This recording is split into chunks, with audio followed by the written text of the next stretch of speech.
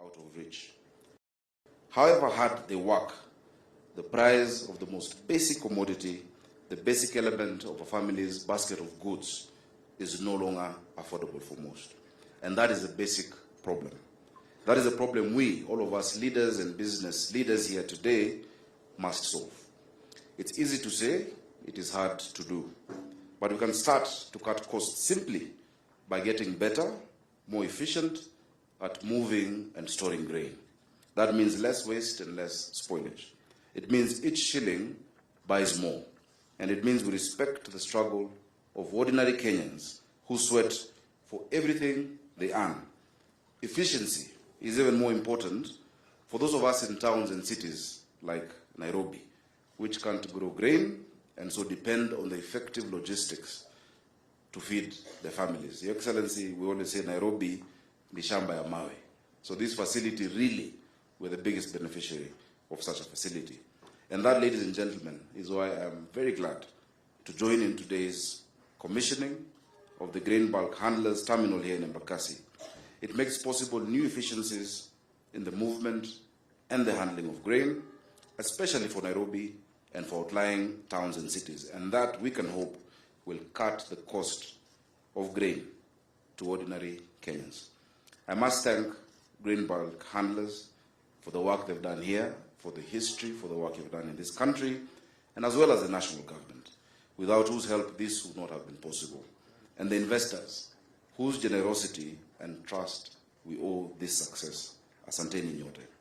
But they should not have to bear the burden alone. Just as the chairman has said, if we are going to permanently lower the price of grain for Kenyans, we need more investments of this kind. We need more corporate players to participate in the work that His Excellency the President is doing, the work of bringing hustlers and bringing the ordinary Kenyans to the fore of our economic experience. So if you have expertise in grain handling, just like Mzee Jafar, sorry I'm calling you Mheshimiwa, we welcome you. We welcome you to Nairobi. Come, let us sit, let us reason together. Your Excellency, on top of these efforts, because we know the clamor for the lowering of the price of food commodities has been out there, the clincher is what you're actually doing. The price of maize, the price of grains is not lowered at the store. It is not lowered at the supermarkets. It is lowered at the farm. And we are very happy, Your Excellency, because your interventions will begin and have begun to bear fruit. The reduction of the cost of inputs, the reduction of the cost of fertilizer. We know already there have been lowering of these prices.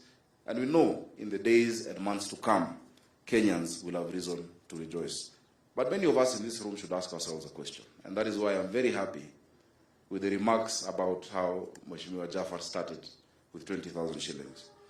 Many of you, except for the President, don't even know the price of flour. It is not a bad thing. It's a good thing. You may not know the price, but you know that when you get into a supermarket, you'll afford it. That is the security we want to give Kenyans. That is not about the movement of 2 shillings or 5 shillings, but the knowledge that when I get in there, I will be able to buy that bag of maize and feed my family. That is the security that our President is reaching towards.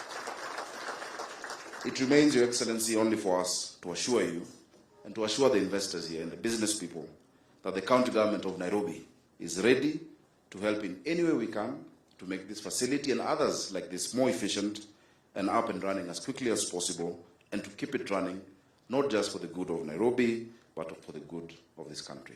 Thank you so much, Your Excellency. Congratulations, Mheshimiwa Jafar, Mzee Jafar. I have listened to the advice you have given me, and I promise you I will stick to it. Your Excellency, it's now my pleasure to invite the Cabinet Secretary, my good friend, Senator, we still call him Senator. Once you get that title, he doesn't go. Even I am Senator Sakaja. So Senator Mithika Lunturi, karibu sana, so that you can also invite the Prime Cabinet Secretary.